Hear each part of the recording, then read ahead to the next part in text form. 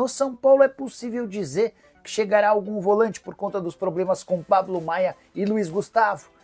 Salve, salve galera! Voltamos com mais um giro de notícias do tricolor paulista. Casares rescinde contrato e manda meio-campista embora do clube. Confira essa informação até o final do vídeo, só não se esqueça de se inscrever no canal e deixar o seu like neste vídeo.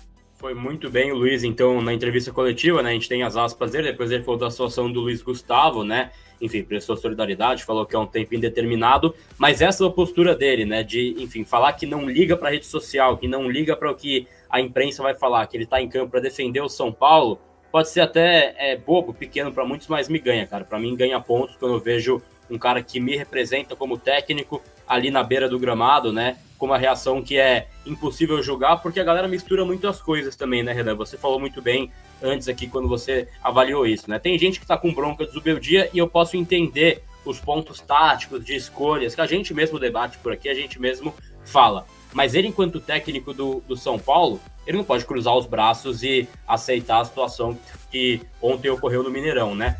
E essa coletiva dele, para mim, é muito boa e eu sinto falta de ver dirigente do São Paulo dando a cara para falar algo,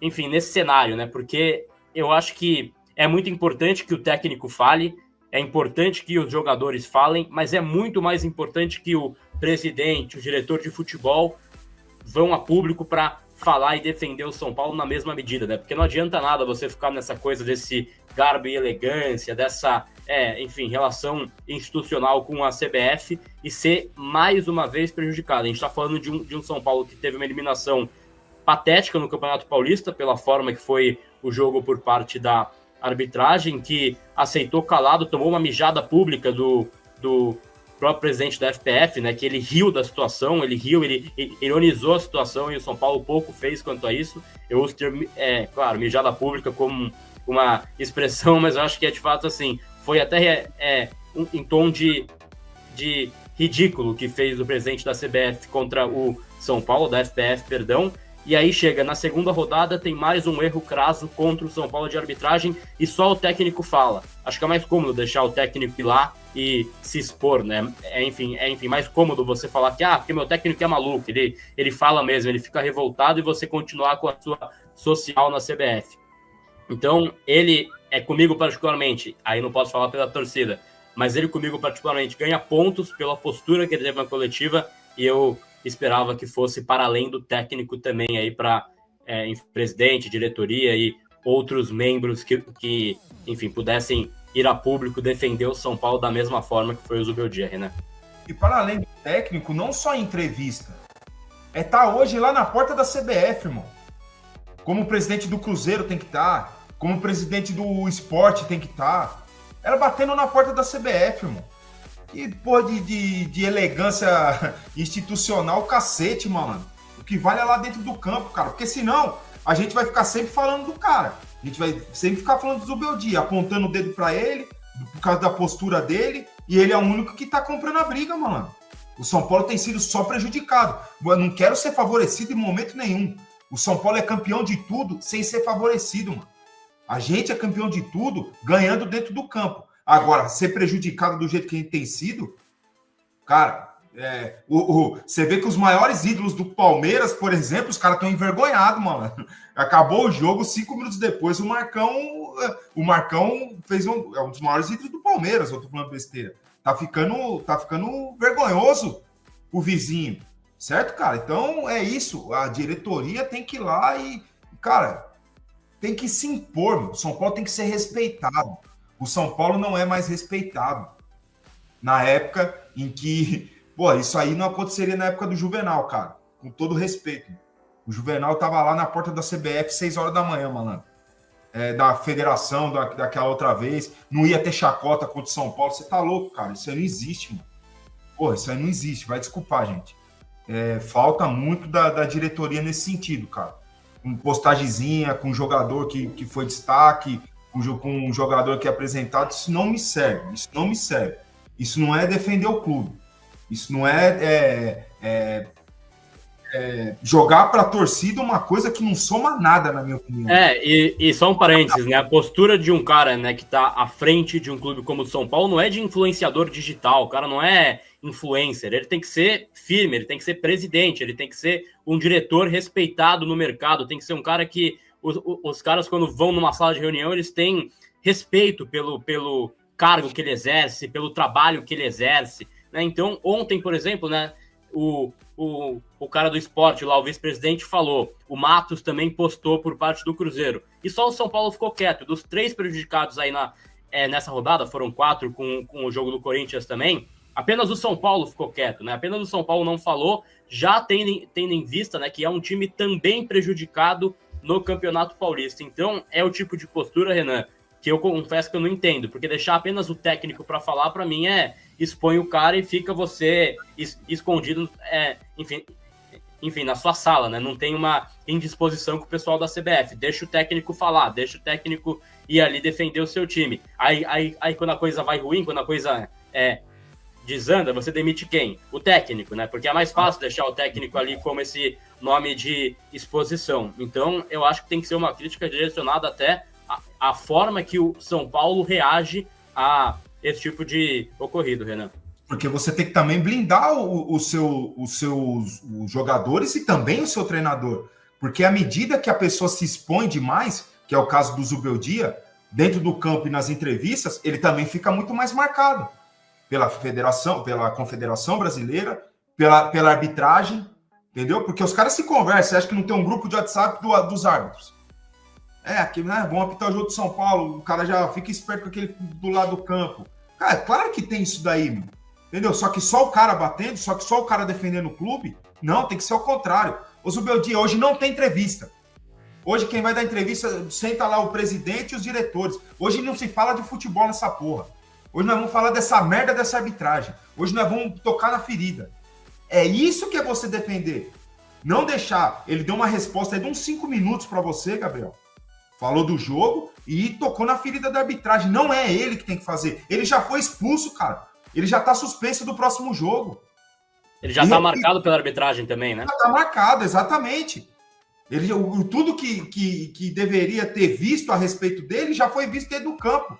É o cara, Zubeldia, hoje você não fala. Quem vai falar hoje é a gente. E nem é sobre futebol. Hoje nós vamos falar sobre outras coisas. Nós vamos tocar em outros pontos, em outras feridas, mano. Isso é blindar o seu elenco, o seu comandante técnico. Isso é deixar de expor o cara. E repito, ouvi em vários programas hoje que a atitude do Zubeldia, cara, vai desculpar, a maioria dos que eu ouvi, e respeito, não é que eu não respeito a opinião, é que assim, cara, as pessoas não têm ideia do que é você viver ali com 30 mil pessoas na sua cabeça. Malandro. Acho que, não sei quantas pessoas tem na live agora. 80% faria o que o Zubeldia fez. 80% no mínimo faria o que o Zubeldia fez. Eu não condeno a atitude dele, não. Algumas outras, né? Essa específica, mas algumas outras, eu acho que ele dá uma extrapolada que não precisaria tudo aquilo. A de ontem, não, cara. É uma expulsão. Expulsão hoje em dia muda a história do jogo, cara. Expulsão no futebol de hoje muda. Antigamente os caras com a menos conseguiam dizer. Hoje não. O que aconteceu? Não só de jogador, né? Não, só de jogador. Mas a reclamação dele era por expulsão de um jogador do Atlético. Você imagina... Sim, mas a expulsão do Zubeldia também faz parte da mudança. Porque não é a atitude mais dele que está ali dentro do campo. Que é para as modificações, para as orientações. É claro que ali tem o dia a dia do Cubeiras e do... esqueci o nome do outro rapaz, desculpa. Tem o dia a dia deles ali. E o... Caramba, agora... O Grueso. Carlos Grueso, Você conhece ali as atitudes, né? Ele tomou amarelo também ontem, né? O também. Tomou amarelo. Se fosse a mesma pessoa, só que, cara, é diferente você olhar do lado e você ver seu comandante. Um gesto que ele faz, eles já estão trabalhando há um ano juntos. Um gesto que o cara faz, isso faz muita diferença, certo? O Cruzeiro, ontem no jogo Cruzeiro, com 20 minutos acabou o jogo. Quem assistiu o jogo, viu que estava um jogo equilibrado até ali. O Cruzeiro estava até tendo um jogo equilibrado ali contra o Inter. A partir da expulsão, aos 20 minutos de jogo, acabou o jogo.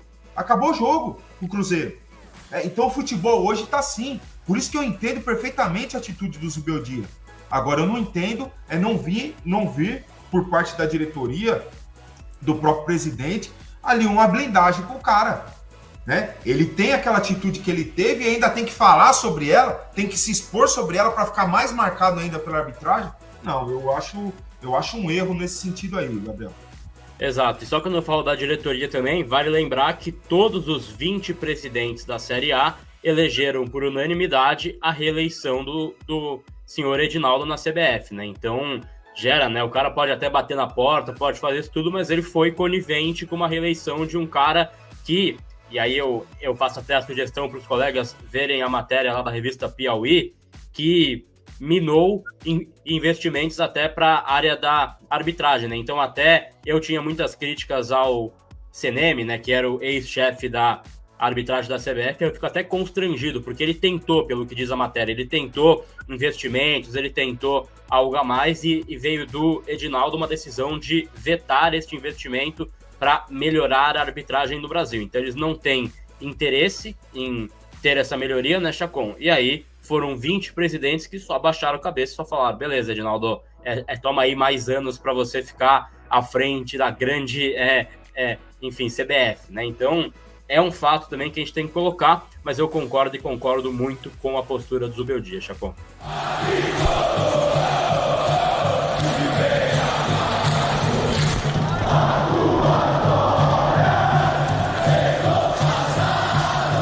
Importante, até que foi uma informação que o Eduardo Afonso trouxe, que a gente confirmou, a partir de agora, né, o naming rights do CT da Barra Funda será Super CT. Então, São Paulo, nas suas divulgações e até instruindo a imprensa, a partir de agora teria que ser chamado de Super CT. Algo basicamente com o que aconteceu no Morumbis. Então, seria essa nomenclatura agora para citar o CT da Barra Funda. O São Paulo se reapresentou no CT Super, no Super CT. No Super CT o Lucas já começou a treinar com o grupo. Então essa nomenclatura começará a ser usada e já instruída também para a imprensa e torcida também começar a chamar o CT da Barra Funda de Super CT. Inclusive até conversei com algumas pessoas que devem acontecer uma pequena reformazinha ali para deixar o name right do CT, né? Alguns veículos de imprensa vão lá na frente do portão, por exemplo, e fazer as suas chamadas, os seus takes ali, e aí vai ter ali um name rights ali bonitinho com o logo da Superbet e também ali Super CT e tudo para trazer um pouco mais dessa questão de parceria entre Superbet e São Paulo Futebol Clube. São dois fatores bem importantes aí dessa renovação até 2030. Bora continuar trazendo mais informações, eu até trouxe aqui um pouquinho, vamos falar sobre dois assuntos hoje. O primeiro deles é o Zubeldia está cada vez mais respaldado dentro do São Paulo e existe assim uma visão, e até foi uma informação dada primeiro pelo UOL e a gente conseguiu mais bastidores interessantes, é que assim, tudo bem que a diretoria até de certo ponto fala que nunca pensou em demissão ou cogitou, isso é falácia, isso é narrativa, pensou sim, houve uma pressão muito grande. Mas a diretoria hoje, ela entende que uma vitória contra o Alianza Lima vai encerrar essa fase de crise dentro do São Paulo, de pressão para cima do trabalho do Zubeldia. É óbvio, pode acabar perdendo, por exemplo, com o Cruzeiro no domingo, mas que ele conseguiu uma margem de resultados para ter uma tranquilidade. É óbvio que o 0-0 contra o Sport é meio que um fora da curva, mas a vitória na Libertadores, um empate que na visão da diretoria contra o Atlético Mineiro pelas circunstâncias e pelo fato do São Paulo, na visão da diretoria, ter apresentado uma evolução dentro de campo em comparação aos jogos contra Tajeres e Sport, há a impressão de que uma vitória ali contra o Alianza Lima já vai encerrar qualquer princípio de pressão para cima do Zubeldia e ele vai ter ali uma tranquilidade para continuar ali o seu trabalho. Essa pressão, na visão da diretoria, é interna, porque também há elementos ali, há membros, não só do que fazem parte dos bastidores do clube, mas conselheiros que a gente sabe que tem contato com essa diretoria, pessoas próximas ao presidente Júlio Casares, e também por parte de vários torcedores há um entendimento que uma vitória contra o Alianza Lima já vai dar uma tranquilidade maior ali para o trabalho do Zubeldia. Já Informação exclusiva, bora falar sobre a renovação de Alan Franco. O São Paulo espera neste mês de abril fechar a renovação de contrato do jogador. As conversas estão em andamento e na última semana o São Paulo entende que houve uma evolução significativa a ponto de estar bem otimista para a assinatura nas próximas semanas. O jogador vai ter uma valorização salarial de 50% dos vencimentos que ele tem hoje. Isso porque o São Paulo entende que quando ele chegou para uma complementação de elenco. Ele chegou para ser uma aposta, para ser alguém que vai complementar o elenco. Ele acabou, não sendo titular num princípio nos 2 primeiros anos, só que desde o ano passado, hoje, a diretoria encara o Alan Franco como titular absoluto. Então, na visão da diretoria, essa valorização salarial de 50% do salário do jogador é nada mais do que merecido, porque houve uma mudança de status dentro do clube. E até por ele ser um dos principais jogadores do time, ele tem que chegar ali próximo, pelo menos, ao que ganham os principais atletas do elenco. Até por ser um zagueiro, ele não vai chegar no patamar de outros atletas da linha de frente, até longe disso. Mas dentro do mercado nacional e até do próprio time, do próprio clube, ele vai ter vencimentos ali realmente de alguém que é titular do São Paulo Futebol Clube, mesmo nas condições financeiras nesse momento. Deve ter uma reunião nas próximas semanas para sacramentar o acordo. O jogador em nenhum momento impôs uma dificuldade ou o staff veio com sondagens de fora ou algo nesse sentido, pressionando, muito pelo contrário. De fato, as sondagens aconteceram, só que em todos os momentos o staff do jogador alegou que a prioridade sempre foi a renovação de contrato com o São Paulo. Então o São Paulo, com esse aval do atleta que está feliz no clube, muito bem ambientado, não só a cidade de São Paulo, mas também com os companheiros, com o futebol brasileiro, e com essa renovação de contrato, que deve ser sacramentada, inclusive eu não falei o tempo de contrato, deve ser até 2027 essa renovação. E aí, o próximo objetivo do Alan Franco, tendo esse contrato renovado até 2027, é conseguir ser convocado para a seleção da Argentina. Ele acredita que tendo um bom ano no São Paulo, ele pode, quem sabe, já estar na próxima Copa do Mundo de 2026. É difícil, mas o Alan Franco sonha muito em defender as cores do seu país. Combinado?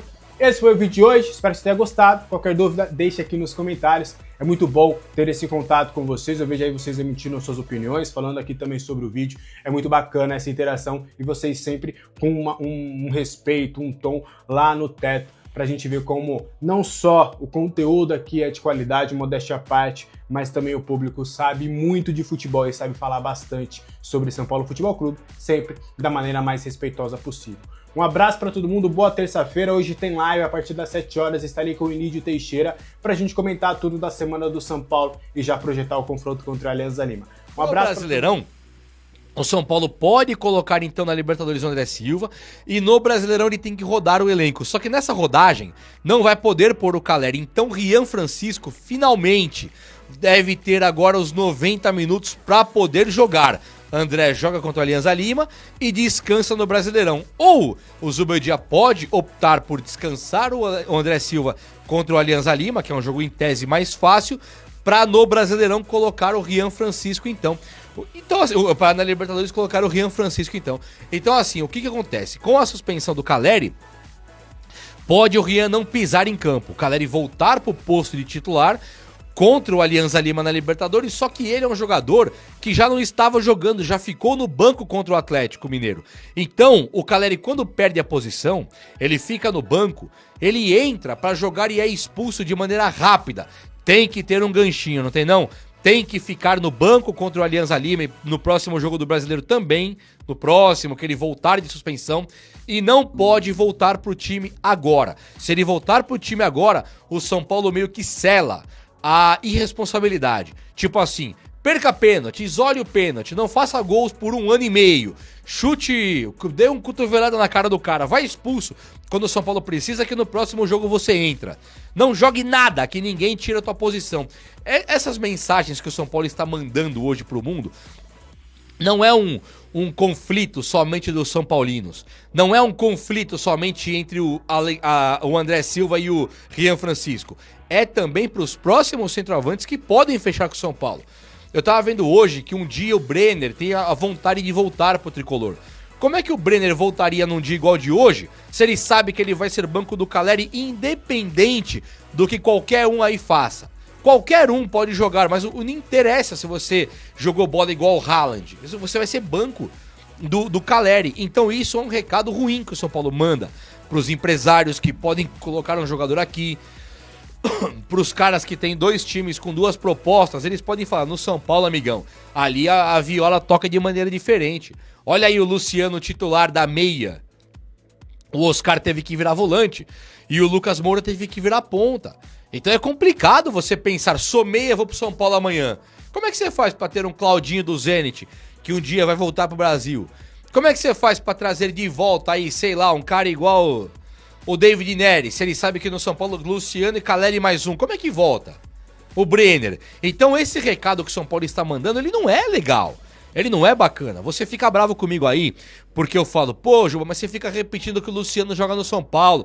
Tá chato. Você fica repetindo que o Caleri tem que ser banco. Cara, qual que é a forma que eu tenho de ignorar esse fato se o jogo ontem já tivemos Luciano titular, o Caleri entrando e sendo expulso depois de perder o pênalti contra o Sport, ele foi expulso contra o Atlético e tudo indica que o Caleri vai jogar contra o Alianza Lima, que é a nossa Libertadores, cara. Como que pode um fato desse ser ignorado? Nós, de novo, nós não torcemos pro Caleri Futebol Clube. Adoro o Caleri, mas nós torcemos pro São Paulo. Temos que zelar porque é melhor pro São Paulo, porque amanhã nós temos que voltar a comemorar títulos. Ah, meu Caleri fez o gol contra o Flamengo. Fez, foi da hora, foi top. Gratidão eterna, mas assim, o Nestor também não tá mais aqui. E ele fez gol também contra o Flamengo. Nós não temos que visar sempre o melhor. Olha aí o Lucas Moura e o Oscar jogando. Então, assim, com todo respeito ao Caleri, que ele merece, eu acho que hoje banco pra ele nem faria mal. Pelo contrário, ele pode se recuperar o futebol dele, por que não? Na verdade, gente, olha só, o Zubeldia teve uma coisa bastante curiosa aí, que é, o Zubeldia teve, em 2 jogos pra cá, foi assim, foi realmente um empate contra o Sport, que foi catastrófico, depois ele teve ali uma vitória contra o Tajeres.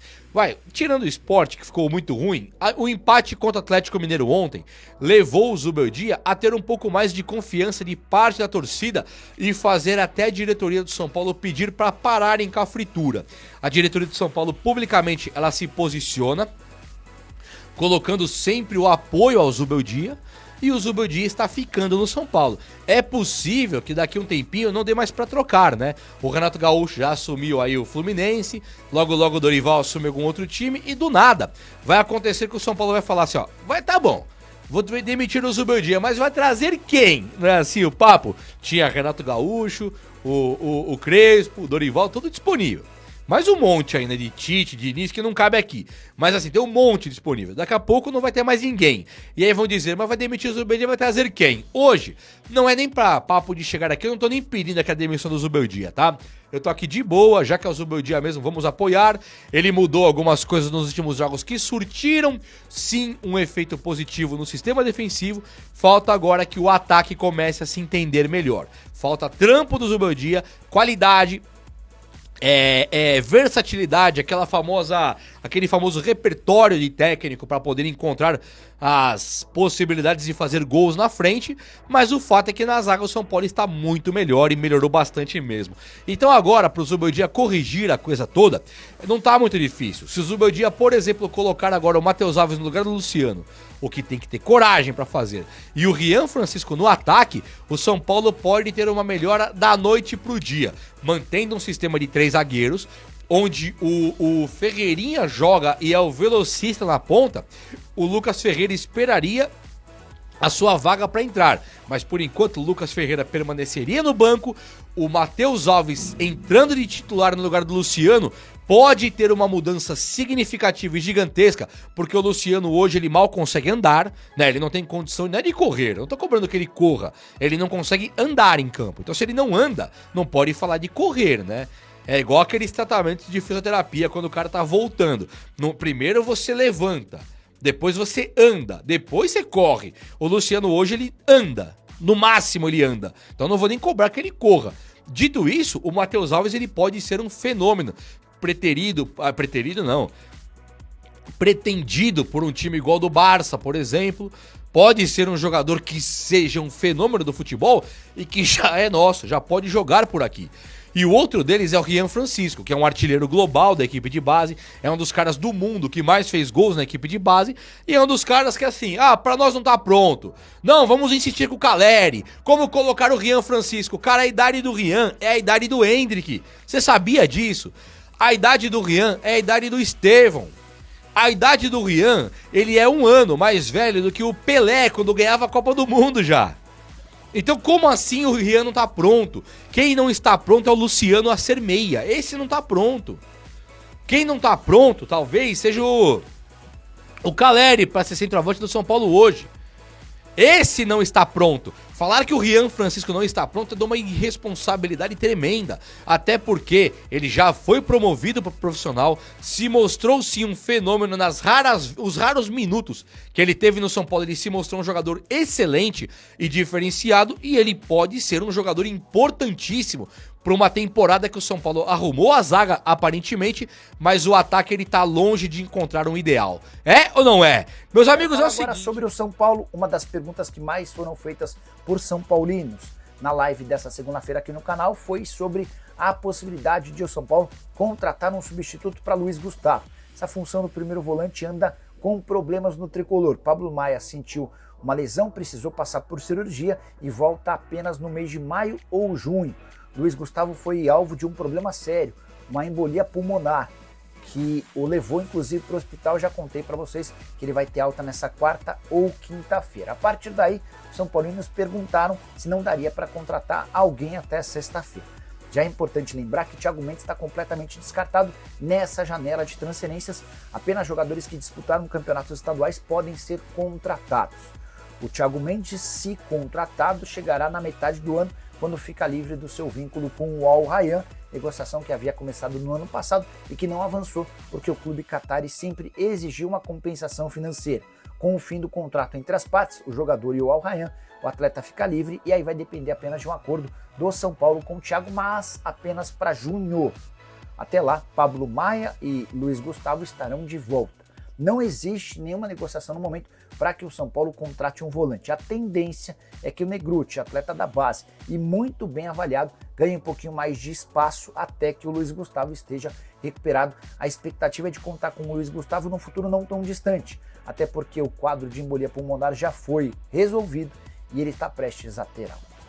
Quero falar agora sobre o... Antes de irmos para a última notícia, não se esqueça de acessar o link abaixo e aproveitar mais alguns dias de oferta de lançamento do e-book A História do São Paulo, das origens aos dias atuais, e faça como milhares de são paulinos que estão tendo a oportunidade de conhecer absolutamente tudo sobre o tricolor paulista, desde a sua fundação em 1930 até os dias atuais. Corra que a oferta está em seus últimos dias e não será mais adiada. Campeão da Copinha deste ano pelo São Paulo, o meia Samuel Jesus teve o seu contrato de empréstimo com o tricolor rescindido e o atleta deverá retornar ao Esporte Clube Laranja Mecânica de maneira antecipada. Conforme publicado pelo jornalista Alexandre Gesbrecht, a rescisão do contrato de empréstimo do meia foi publicada na última sexta-feira. Samuel estava no São Paulo desde agosto do ano passado e chegou a entrar em campo na derrota do São Paulo no Brasileiro Sub-20 para o Santos no último dia 27 de março. E aí, torcedor, agora falando sobre o time profissional,